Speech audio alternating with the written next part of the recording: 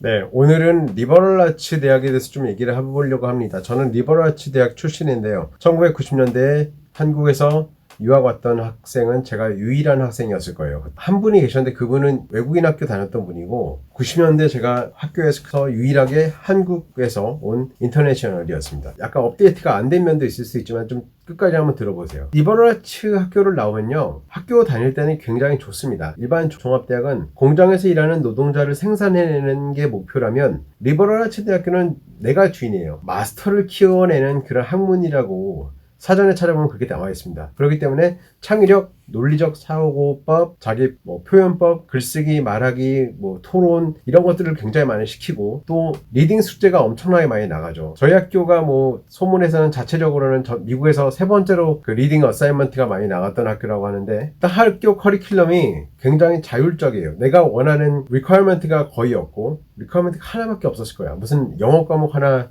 1학년 때 들으면 됐었고 나머지는 완전 자율입니다. 티시스도 그리고 전공도 그냥 자율적이에요. 심지어 전공을 자기가 맞춤식으로 막 정해져 있는 게 아니고 어디 정치면 정치, 경제면 경제 정해져 있는 게 아니고 그냥 인디펜던트 스터디라고 해가지고 자기 혼자서 이렇게 전공할 수도 있어요. 클래스룸이 되게 작죠. 10명이 안 되는 경우도 있죠. 그런데 그러다 보니까 굉장히 교수님의 관리가 철저하고 학생들이 토론하고 자기 페이퍼 쓰고 이런 거에 대해서 타이트하게 학교에서 관리를 해줍니다. 그러다 보니까 졸업하면 굉장히 똑똑해져요. 사람이 별로 간섭을 하지 않고 주도적으로 커리큘럼도 짜고 페이퍼도 쓰고 공부도 자기가 해나가고 그런 겁니다. 그리고 기본적으로 학교 내 분위기가 다른 종합대학에 비해서 유니버시티에 비해서 아이들끼리 굉장히 그래도 오픈마인드예요. 일반 큰 유니버시티를 가면 미국 애들이랑 어울릴 수가 없습니다. 그냥 한국 사람들끼리 뭉치고 또는 교포들끼리 뭉치고 백인은 백인끼리 뭉치고 이랬거든요.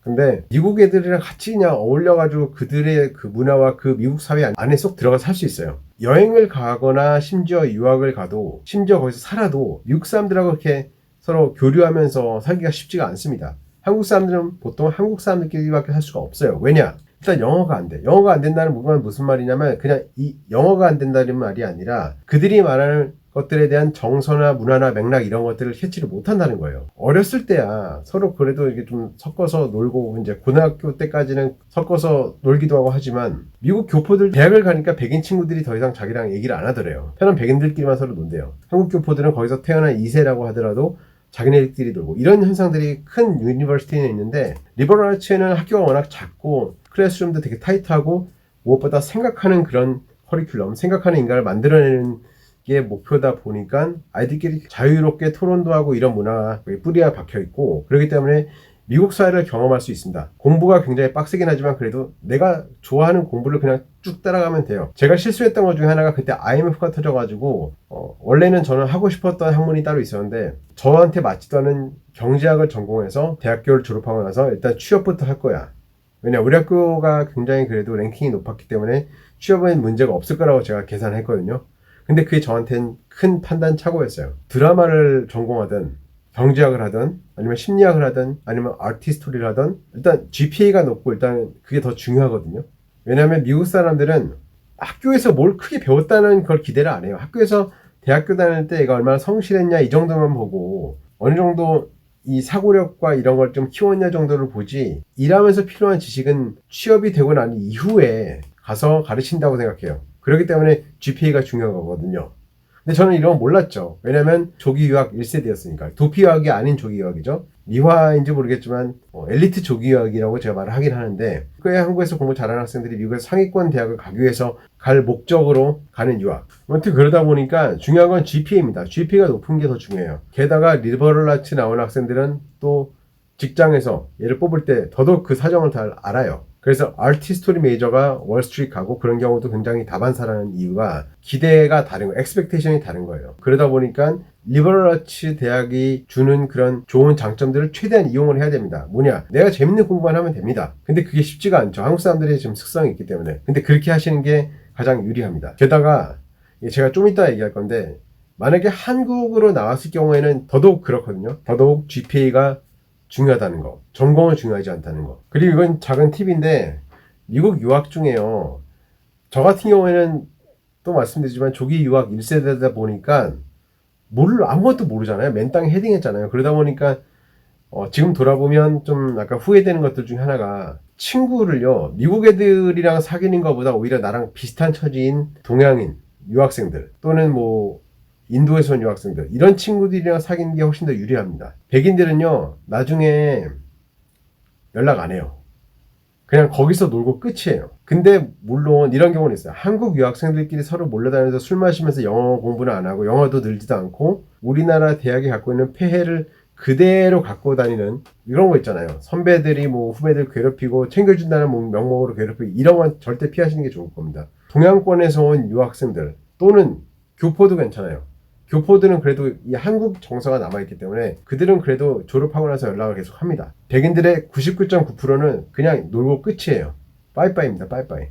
그래서 서로 뭔가 도움이 된다거나 그런 연락을 안 하고 살죠. 그냥 놀고 서로 술 마시고 그냥 거기서 끝이에요. 저 같은 경우에는 9.11이 터졌을 때 졸업을 했기 때문에 약간 예외적인 상황이지만 취업하기가 굉장히 어려웠어요. 여러 가지 그런 이민법을 둘러싼 상황들이 그때 굉장히 타이트했기 때문에 외국 사람들을 그 경제가 별로 좋지도 않았어요. 그렇기 때문에 스폰서를 이것도 제가 실수한 건데 쉽게 찾을 수 있을 거라고 생각을 하고 대책 없이 저는 그냥 학교를 다녔던 거예요. 근데 스폰서 발견하기가 진짜 어렵거든요. 그건 꼭 대학교 졸업하기 전에 해결을 하셔야 됩니다. 어떻게 해결하냐? 3학년 때, 2학년 때 이때 인턴십을 꼭 하세요. 꼭 하셔야 됩니다. 그래서 거기서 잘 보여가지고 사람들한테 그런 직장에서 스폰을 받으셔야 돼요. 졸업할 때까지 스폰이 만약에 없잖아요. 그러면은 절대로 스폰서를 발견할 수 있는 확률은 거의 제로라고 봅니다. 저는 4학년 2학기 때 레주메 이력서를 500군데 정도를 전역에 넣었거든요. 미국 전역에 있는 저는 경제학 메이저였으니까 뭐 은행, 컨설팅 회사, 로펌에다 500군데를 넣었는데 인터뷰 딱 한 번 왔습니다. 딱 한 번 왔어요. 그 정도로 쉽지 않습니다. 그래서 한국이 됐던 미국이 됐던 간에 대학교 2학년 때 3학년 때 꼭 인턴십을 해가지고 미리 졸업 후에 갈 수 있는 데를 준비를 해놔야 돼요. 그리고 이거는 제가 꼭 말씀드리고 싶은데 학교마다 좀 다르겠지만 학교 내에 있는 직업을 소개해주는 그런 카운슬링 뭐라고 하죠? 커리어 디벨롭먼트 오피스였는데 저희 학교 같은 경우에는 이름이 그거였거든요. 커리어 디벨롭먼트 오피스. 근데 도움 안 됩니다. 그리고 심지어 저는요 어떤 일까지 있었냐면 저한테 제가 학생이잖아요. 제가 그 학교의 학생인데 그러면 제 입장에서 카운셀링 해줘야 되는데 그 카운셀러가 저한테 커버레터 첫 줄에다가 치민권자가 아님을 밝히라고 저한테 카운셀링 해줬어요. 근데 제가 하도 취업이 안 되니까 졸업하고 나서 필라델피아에 있는 친구 집에서 숙식을 하면서 서점 같은 데 가가지고 뭐 이력서 잘 쓰는 법, 커버레터 잘 쓰는 법을 막 연구를 해봤단 말이에요. 그때 제가 알게 된 바에 의하면 그런 불리한 정보는 쓰지 않아도 좋습니다. 쓰지 않는 게 나아요. 그리고 나서 제가 한 2달 정도 있다가 다시 학교에 올라갈 일이 있었거든요. 그때 그 캠퍼스에서 그 카운슬러를 마주쳤는데 여전히 그녀는 자기가 맞다고 주장을 하더라고요. 그게 옳은 거라고. 자, 미국 사람들은요, 미국 정부 편입니다. 절대로 인터내셔널 편에서 카운슬링 해주지 않습니다. 학교에 있는 그런 커리어 카운슬러는 믿지 않으시는 게 좋을 거예요. 그렇게 큰 기대는 안 하시는 게 좋을 겁니다. 졸업생들한테 컨택하는 그런 시스템이 때도 있었는데 아마 지금도 있을 거라고 봐요. 그때는 인터넷이 별로 없었는데도 그 정도였으니까 졸업생들로 활용해 보세요. 졸업생들 중에서 뭐 어떤 사람들은 인턴십을 제공할 의향이 있다라는 사람도 있고 어떤 사람들은 조언만 하겠다라는 사람도 있고 여러 가지로 이렇게 시스템 안에 등록이 돼 있는데 그런 분들 다 활용하시는 게 좋습니다. 어떤 기회가 있을지 모릅니다. 제가 그때 지원했던 500군데 회사 중에서 딱 한 군데 인터뷰 요청 온 곳 그것도 제 졸업생 그 시스템으로 연결된 분한테 온 거거든요. 그렇기 때문에 그런 거는 굉장히 괜찮은 것 같아요. 자, 이제부터 조금 이제 현실적인 얘기를 하면 저는 그때 여러 가지 일이 굉장히 나중에 제가 기회가 있으면 얘기를 하겠지만 한국으로 돌아오게 됐어요. 지금은 많이 좋아졌습니다. 지금은 많이 좋아졌는데 리버럴 아츠 학교를 나오잖아요. 이게 굉장히 안 좋은 점인데 우리나라에서 취업하기가 굉장히 힘들어요. 힘들다는 얘기는 무슨 얘기냐면 다른 게 아니라 랭킹이라는 게 있잖아요. 예를 들어서 큰 유니버시티 같은 경우에는 뭐 브라운이나 다머스나 아니면 뭐 스탠포드나 프린스턴 이런 데는 잘 알려져 있잖아요. 그래서 공부를 열심히 해도 그런 우리나라에서 민감하게 여기는 학벌 이런 거에 대해서 어드밴티지를 준단 말이에요. 근데 미국에서 하버드만큼 들어가기 어려운 윌리엄스나 스트라트머나 이런 데 나온다고 해서 그런 어드밴티지를 주지는 않거든요. 그런 면에서 굉장히 불리하다. 그래서 컴플렉스가 생겨서 아예 자기가 어디를 나왔는지 얘기를 안 하고 다니는 리버럴 아츠 학생들이 꽤 많다. 이런 점 제가 말씀드릴게요. 리버럴 아츠 식의 교육은 아직 우리나라는 그냥 없다고 보시면 돼요. 사람들이 개념이 없어요. 마치 명품 샵에 대해서 개념이 없는 것처럼. 우리나라에서 최고급 매장은 다 백화점이 있잖아요. 근데 명품 샵이야말로 어떻게 보면 굉장히 최고급 매장인데 우리나라는 그냥 수준이 아직까지는 퀄리티가 HR 쪽에 우리나라가 인재 양성하고 교육 시스템이 그렇게 썩 발달한 나라는 아니죠. 그냥 비교적 다른 것들에 비해서. 그러다 보니까 리버럴 아츠를 아직도 잘 모릅니다. 그래서 그게 굉장히 어려울 수 있어요. 칼리지라고 하면 2년제 나왔나 뭐 이런 식으로 생각하는 경우도 꽤 있습니다. 물론 뭐 금융이나 굉장히 분야 자체가 굉장히 수준이 높고 업그레이드가 된 분야 같은 경우에는 그런 일이 없어요. 근데 아직 개혁의 필요성을 못 느끼는 그런 보수적인 분야, 뭐 법률이라든지, 그래 법률은 좀 낫죠 요즘. 하도 외부적인 그런 바람들이 많았으니까. 근데 뭐 언론이라든지 이런 데는 별로 상관이 없거든요.